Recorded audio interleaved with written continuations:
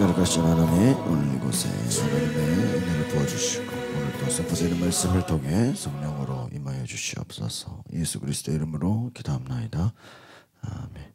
오늘 마가복음 2장 1절에서 12절의 말씀은 죄사함의 권세를 인정하면 죄사함의 은혜를 누린다, 이렇게 나와 있습니다. 특별히 오늘 말씀의 주제는 죄사함이다라는 것이죠. 예수께서 가버나움으로 들어가시자 예수님이 집에 계시다는 소문이 퍼졌다. 근데 예수님 집에 계시니까 그곳에 사람들이 모여드는데 문 밖까지 가득 그냥 사람들이 모여서 예수님 말씀을 전합니다. 우리가 여기서 이제 깨달을 수 있는 것은 앞에서부터 계속 이어지죠. 1장, 2장, 이제 2장 1절인데 예수님이 가는 곳마다 사람들이 몰려든다는 겁니다. 그러니까 예수님이 뭐 어디 계시겠다고 어디서 뭐 말씀 전한다, 뭐 미리 홍보하고 무슨 뭐 광고하고 이런 게 아니었어요. 예수님 계시기만 하면 사람들이 어떻게 해요? 막 몰려들어요. 저는 이것을 보면서 어떻게 되냐, 우리가 하나님의 나라가 임하면 사람들은 그 맛을 보기 위해, 하나님 나라를 경험하기 위해 온다라는 거예요. 하나님의 나라가 임하면, 주님이 계시면 그곳에는 어때요? 사람들이 온다라는 것이. 예수님 가는 곳마다 사람들이 몰려옵니다. 또 우리 가운데 주님이 계시면, 주님이 역사하시면 어떻게 돼요? 사람들이 찾아온다는 거예요. 이 우리도 그러니까 주님이 계신 곳에 사람들이 막 찾아오죠. 예수님이 역사하시면, 주님이 함께 하시면 어때요? 사람들이 온다. 근데 그래서 중요한 것은 중풍 환자를 4사람이 예수님께 데리고 왔어요. 사람들이 너무 많아. 계속해서 말하죠. 4절에도 사람들이 많아. 그러니까 여러분, 예수님이 가시는 곳마다 사람들이 많이 모이는 거예요. 그런데 여기서 문제는 무엇입니까?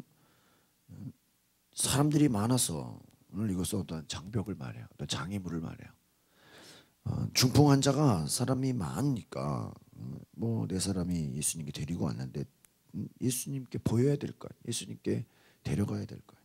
누가 뭐 길을 열어주거나 그럴 아주 그냥 뭐 말할 수 없는 상태죠. 그러니까 어떻게 합니까? 예수님 계신 곳에 지붕을 뚫어서 환자를 내렸어요.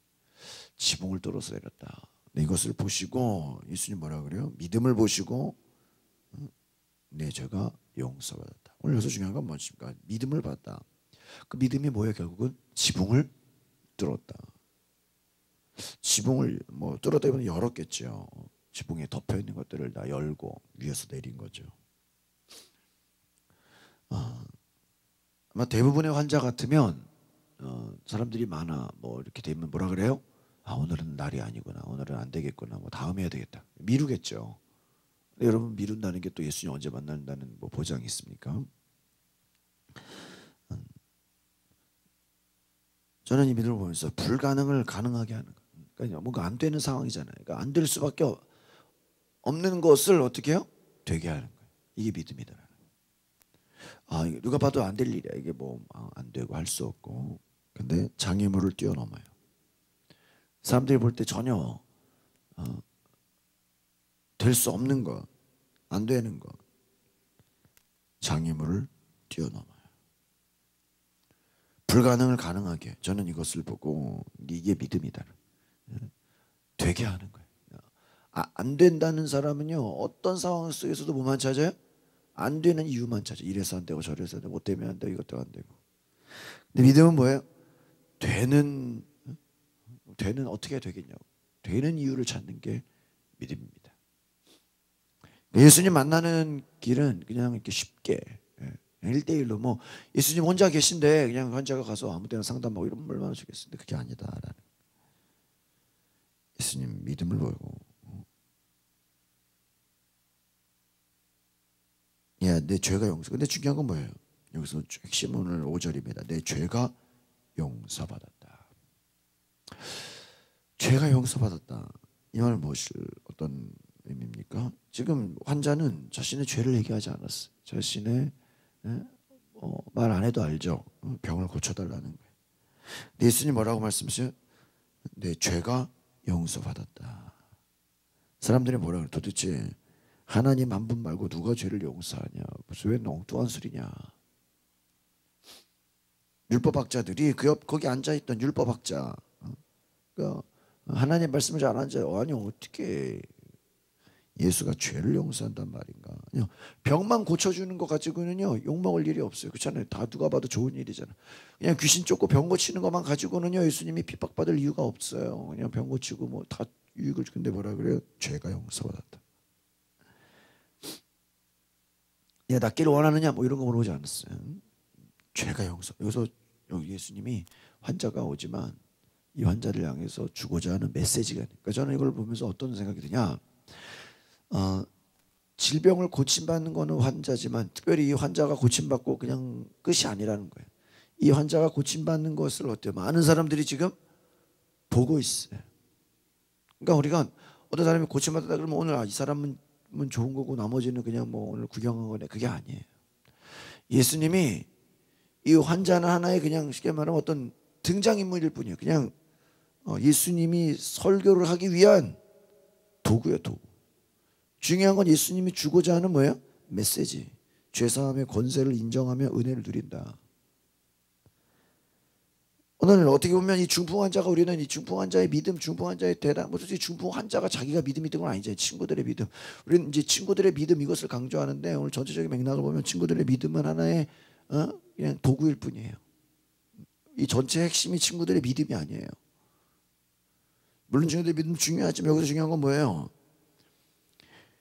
예수님이 이 병 환자를 고쳐주지만 이 환자를 고쳐주는 믿음이 보면서 뭘 얘기했어요? 죄사함의 권세. 더 중요한 게 있다 이거예요. 그리고 이들에게 주고자 하는 메시지가 있다 이거예요. 많은 사람들이 보였잖아요. 많은 사람들이 이렇게 주고자 하는 메시지. 예수님 병 고친다. 이거 이미 알아요 사람들이. 병 고침보다 더 중요한 게 뭐다? 너희들의 죄가 용서받는 거다. 예수님에게는 뭐가 있어요? 죄 용서의 권세가 있다. 10절에 보니까 그러나 인자가 땅에서 죄를 용서하는 권세가 있는 것을 너희에게 알려주겠다. 오늘 이 핵심은 뭐예요? 예수님에게는 뭐가 있다? 죄 용서의 권세가 있다.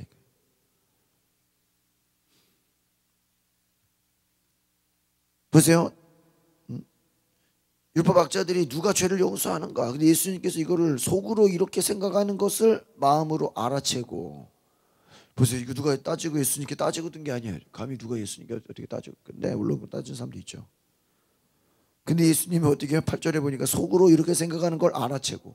속마음을 알아채고. 너 왜 그런 생각, 너 왜 이상한 생각해? 왜 엉뚱하게 생각해?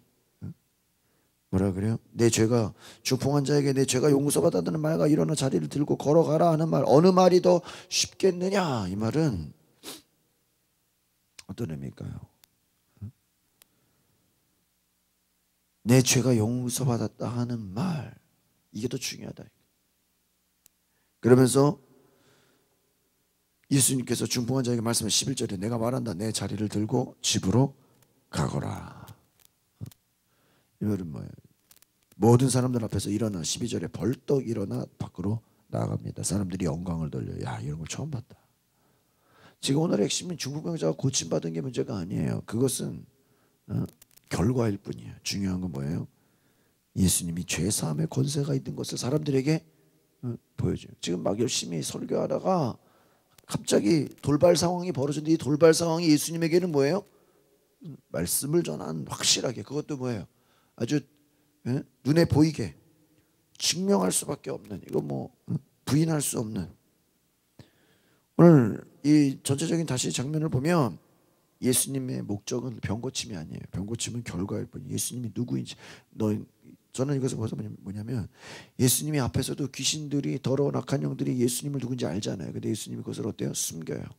말하지 못하고. 이 말은 뭐냐면 예수님이 자신의 모습을 처음부터 다 드러내는 게 아니야. 서서히. 지금 성경의 마지막까지 간다고 치면 여러분 어떤 드라마로 치면 등장인물이 뭐 처음부터 어떤 사람인지 주인공이 어떤 분이 처음부터 뭐 나오지 서서 이 사람이 어떤지 보다 보면 알게 되잖아요. 예수님이 자신의 모습을 1장에 다 보여준 게 아니에요. 1장, 2장, 3장 서서히 가면서 예수님이 누군지를 우리 독자들에게 알려주고 있는 거예요. 오늘 2장의 핵심은 뭐예요? 예수님이 죄 사함의 권세예요. 1장에서는 뭐예요? 하나님의 나라가 임하고 귀신들이 쥐들이 먼저 막 도망가고 병든 자들이 고침받고 예수님이 제자를 부르고 바쁘게 지나가죠. 2장에서는 뭐예요? 예수님에게는 무슨 권세? 죄 사함의 권세가 있다. 예수님의 목적은 바로 내게 죄 사함의 권세, 이것을 많은 사람들에게 알게 하는 것이, 중풍 환자가 일어나는 것을 보면서 야, 예수님에게 죄 용서의 권세가 있구나, 이것을 통해서 중풍병자가 일어난 것은 뭐 이거에 대한 증명일 뿐이에요. 오늘 예수님의 목적은 병고침에 있는 것이 아니라 예수님이 누구인지를 알게 하는 것. 보세요. 병자 고침받은 걸로 끝나면요, 나머지 건강한 사람들은 보세요, 예수님 필요해요? 네? 그런데 보세요, 죄인들에게 예수님은 필요한 거예요. 그럼 죄인 아닌 사람 있어 없어요? 다 죄인이야. 다 죄인이야. 다 죄인이기 때문에 예수님이 어떻게 해요? 모든 죄인들에게는 누가 필요해요? 예수님이 필요해요. 죄인을 구원하러 오신 거예요. 죄인을 용서하러 오신 거예요. 오늘 이것이 예수님의 목적이다라는 거예요. 오늘 우리가 이 말씀을 통해서 기억해야 될 것은, 환자 고치는 것은 하나의 그냥 과정일 뿐이에요. 더 중요한 건 예수님이 누군가. 예수님은 죄를 용서하는 분이시다. 한 번에 자기를 나타내지 않고 서서히 자신을 드러내신 그 예수님의 권세, 예수님의 나타내심, 오늘 우리가 이것을 기억해서 우리 모든 죄가 용서받는 것은 바로 예수님을 믿는 것이다. 우리가 왜 전도해요? 왜 예배드려요? 우리의 죄가 용서받기 위함. 우리의 모든 죄를 주님이 용서하셨다. 이 은혜를 믿고 저와 여러분이 주님께 나아가시길 바랍니다. 기도합니다. 거룩하신 주님, 오늘 우리를 향한 하나님의 놀라운 계획, 하나님의 말씀, 하나님의 약속을 붙잡고 나아갑니다. 예수님은 죄를 사하시고 우리의 죄를 용서하시고 우리의 죄를 깨끗게 하시는 분이십니다. 주의 보혈로, 주의 십자가로 우리의 모든 죄가 용서받았음을 믿습니다. 그 은혜로 우리는 치유받고 그 은혜로 우리는 자유함을 얻습니다. 주님 죄 용서하신 그 은혜, 주님이 죄 용서하신 그 사랑, 이것을 기억하여 하나님께 영광을 돌리게 하옵소서. 예수 그리스도의 이름으로 기도합나이다. 아멘. 우리 말씀을 생각하시면서 뒤에 부를 것이고 주여 안 부르고 동성으로 기도하겠습니다.